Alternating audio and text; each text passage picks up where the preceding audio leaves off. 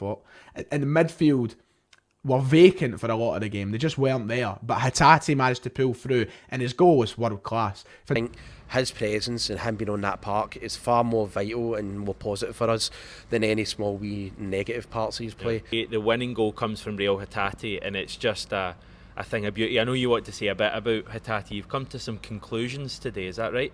皆さんこんにちは。YouTube のコミュニティのポールに60ライクありがとうございます。約束通りセルティックの日本人選手の評価をする現地セルティックサポーターの動画になります。で、500ライクでライプツィヒ対セルティックの試合のプレビュー動画もアップロードします。では早速ですが、セルティックの選手がマザーウェール戦で古橋選手が1点決め、旗手選手も1ゴールを決めたので、彼らについてセルティックの現地サポーターはこのように話していました。Today, the winning goal comes from Real Hatate, and it's just a thing of beauty. I know you want to say a bit about Hatate. You've come to some conclusions today, is that right? Yeah, I mean, what a screamer. It was It's a genuinely cliche again. Arrowed away from goal fit to win any game, all that nonsense. But it really was some strike.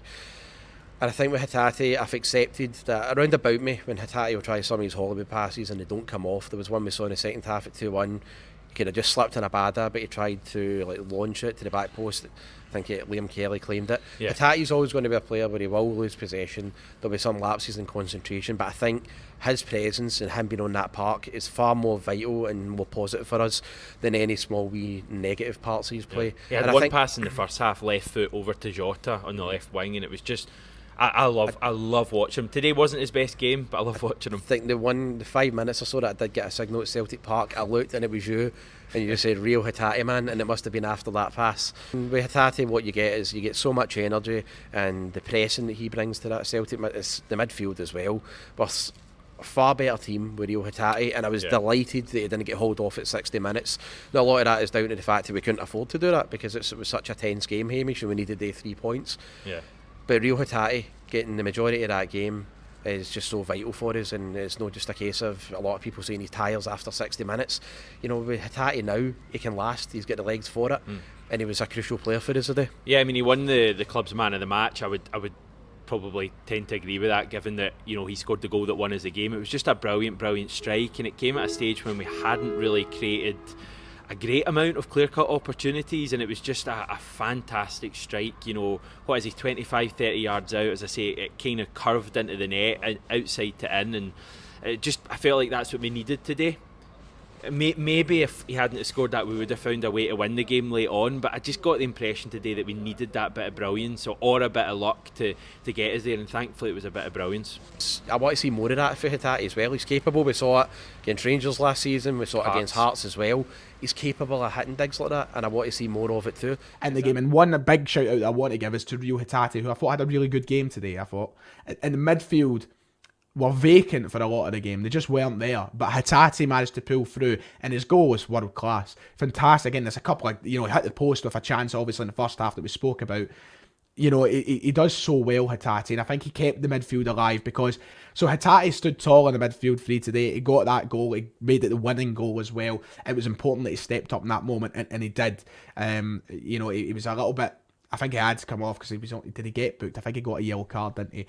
So his substitution was probably in the right mind. But yeah, he stood tall in what was a kind of poorer front three today. There was a lot of players who kind of didn't look at their best. こちらがセルティックの現地サポーターの、旗手選手と古橋選手の評価になりました。セルティックは 2-1 でマザーウェールに、勝ちましたが、だいぶ、思った以上に苦戦するような試合内容になりました。まずは、古橋選手が前半15分に、1点目先制点のゴールを決めました。そして、前半の36分にユラノビッチのとんでもないミスからの1-1引き分けのゴールが後半の64分に旗手選手のミドルシュートで 2-1 という結果で試合が終わりました。こちらがセルティックのスターティングフォーメーションになります。日本人選手3人ともスタートから起用され、で前田選手に関しては評価が 7.2 でした。まずは旗手選手のデータから見ていきたいと思いますが、旗手選手の評価は 8.3 で、1ゴールを決めました。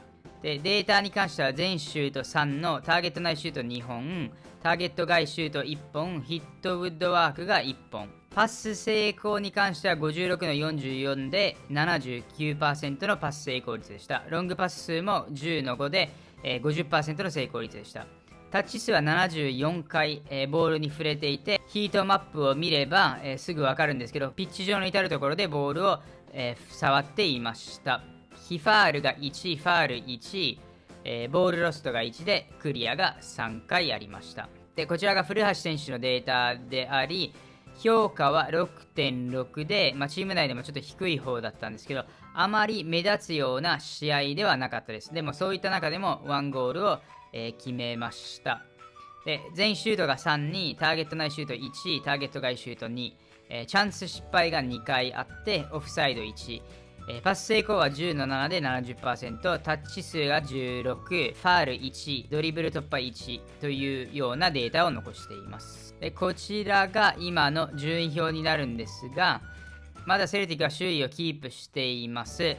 勝ち点21です。レンジャーズも、今週試合に勝ったので、勝ち点19となっています。動画に関してはここまでなんですけど、また、日本人選手を評価する興味を持っているのであれば、動画にライクボタンを押してください。500ライクでライプツィヒ戦の、チャンピオンズリーグの試合のプレビュー動画をアップロードしますので、多くのライクをよろしくお願いいたします。